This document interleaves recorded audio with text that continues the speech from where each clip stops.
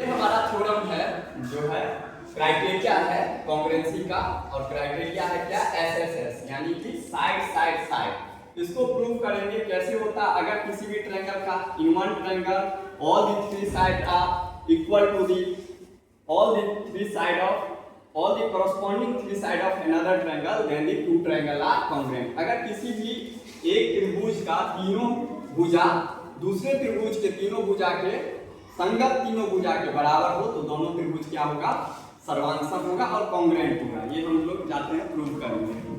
तो हमारा दे दिया दो ट्रायंगल है एबीसी और डीईएफ है, जो दो ट्रायंगल है। प्रूव करना है क्या, ABC equal to DEF. ABC और डीईएफ में दिया हुआ है AB equal to DE, AC equal to DF और बीसी इक्वल टू ईएफ, ये दिया हुआ है, वो हम गिवन में लिख लेंगे। उसके बाद हमको जो प्रूव करना है वो लिखेंगे, यानी कि ट्रायंगल एबीसी प्रूव करना है डीईएफ के इक्वल होगा। ओके, तो आ जाओ अब देखते हैं हम लोग कैसे इसको प्रूव करेंगे। वो सबसे पहले तो इसमें कंस्ट्रक्शन का जरूरत पड़ेगा। क्या है कंस्ट्रक्शन, तो हम लोग कंस्ट्रक्शन करेंगे कि एंगल ये एंगल बी के बराबर इस पे बनाएंगे एंगल एफ ई जी, और एंगल सी के बराबर इस पे बनाएंगे एंगल ई एफ जी। ये हम लिख दिए हैं कंस्ट्रक्शन में। या कोई एंगल ए बी सी भी बोल सकता है और ए सी बी भी बोल सकता है, उसको ये बना लिए हैं। और डी को जी से ज्वाइन कर देंगे। हम लोग पहले क्या करेंगे, एबीसी ट्रायंगल को कॉन्ग्रुएंट करेंगे ट्रायंगल ईजीएफ का, ईजीएफ ट्रायंगल से कॉन्ग्रुएंट करेंगे। इसको कॉन्ग्रुएंट करके हमको क्या आएगा, यहाँ से मिलेगा कि हमारा यहाँ से ये एंगल ईजीएफ एंगल मिल जाएगा बीएसी का। कैसे मिलेगा, क्योंकि कॉन्ग्रुएंट हो जाएगा तो कॉरेस्पॉन्डिंग पार्ट क्या होता है ट्रायंगल का, इक्वल होता है। तो ईजीएफ और बीएसी हमारा इक्वल हो जाएगा, ये दोनों एंगल इक्वल हो जाएगा, साइड भी इक्वल हो जाएगा, जो साइड इक्वल नहीं है दोनों में, यानी कि एबी बराबर हो जाएगा ईजी का और एसी बराबर हो जाएगा जीएफ का। ये हमको लाना है। तो पहले हम वही काम किए हैं, दोनों ट्रायंगल एबीसी और जीईएफ को कॉन्ग्रुएंट किए हैं। ये दोनों कॉन्ग्रुएंट किससे हुआ है, तो हमारा एंगल साइड एंगल से कॉन्ग्रुएंट हो गया। कैसे कॉन्ग्रुएंट किए हैं, तो एंगल ईएफजी एसी के इक्वल है। देखो ये एंगल इसके इक्वल हम कंस्ट्रक्शन से बनाए हैं। ये एंगल एसीबी इक्वल है एंगल जीएफई या ईएफजी भी बोल सकते हैं, इसके इक्वल कंस्ट्रक्शन किए हैं। और बीसी इक्वल टू ईएफ है, ये गिवन है। तो हमारा दोनों ट्रायंगल हो गया कॉन्ग्रुएंट किससे, तो एंगल साइड एंगल क्राइटेरिया से दोनों ट्रायंगल कॉन्ग्रुएंट हो गया। दोनों कॉन्ग्रुएंट हो गया तो यहाँ से हमको मिल गया है AB इक्वल टू EG और AC इक्वल टू FG। ये चीज हमको यहाँ पे मिल गया, जो हम लोग corresponding part of congruent triangle आपस में इक्वल होता है, उससे हम लोग निकाल लिए।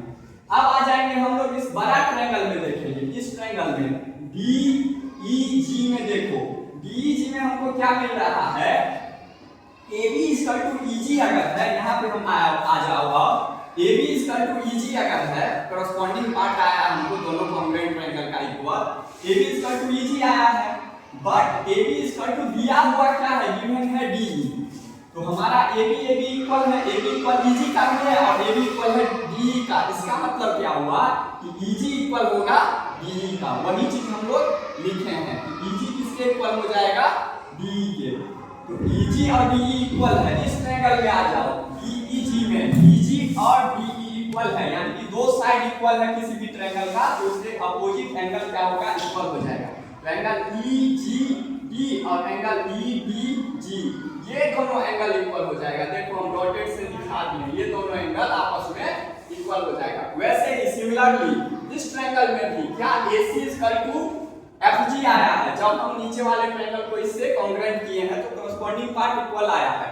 तो AC इक्वल टू FG आया है, तो या GF बोल सकते हैं। तो AC इक्वल टू GF आया है, लेकिन AC इक्वल टू दिया हुआ है क्या, DF के इक्वल दिया हुआ है। AC किसके इक्वल दिया हुआ है, DF के इक्वल दिया है ऑलरेडी। तो इसका मतलब क्या हुआ, AC GF के भी इक्वल है और AC DF के इक्वल है, यानी कि DF इक्वल हो जाएगा GF के, और DF GF के इक्वल हो गया। तो ट्रायंगल DGF में देखोगे दो साइड इक्वल है किसी भी ट्रायंगल का, तो उसका अपोजिट एंगल क्या हो जाएगा, इक्वल हो जाएगा। अगर किसी भी ट्रायंगल का दो एंगल इक्वल है तो उसका अपोजिट साइड क्या होगा, इक्वल होगा। या दो अपोजिट साइड, दो साइड इक्वल है तो उसका अपोजिट एंगल इक्वल होता है, वाइस वर्सा। ठीक है, तो हमारा ये इक्वल टू ये आया, यानी कि ये एंगल बराबर ये एंगल। अब दोनों इक्वेशन हम हुआ, ये फर्स्ट ले लिए ये सेकंड ले लिए हैं, दोनों को ऐड किए हैं तो हमारा ये ट्रायंगल EDG और FDG आया है लेफ्ट साइड में, EDG और FDG आया है। तो EDG और FDG मिला के कौन सा एंगल बन रहा है? एंगल बन रहा है टोटल, देखो EDF, ये टोटल एंगल बना, ये टोटल एंगल EDF बना। वैसे ही ये टोटल एंगल बनेगा नीचे EGF बनेगा राइट साइड में। तो EDF इक्वल हो गया किसके? EGF के, ये इक्वल हो गया।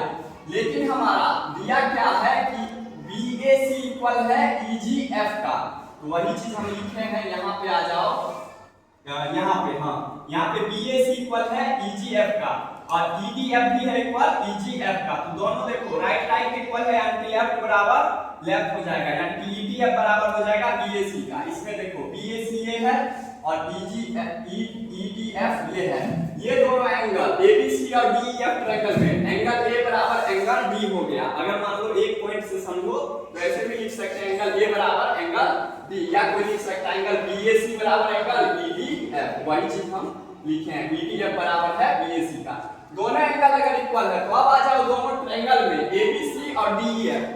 हमको करना है ABC किसके कॉन्ग्रुएंट, क्या दिखाना है कि ट्रायंगल ABC कॉन्ग्रुएंट होगा ट्रायंगल DEF का। दोनों ट्रायंगल में आ जाओ तो AB बराबर है DE का और एंगल A बराबर हो गया एंगल D का, तो प्रूफ कर लिए हैं, और AC बराबर हो गया DF का। तो ये हमारा दोनों ट्रायंगल क्या हो जाएगा? कॉन्ग्रुएंट हो जाएगा किससे? साइड एंगल साइड थ्योरम से।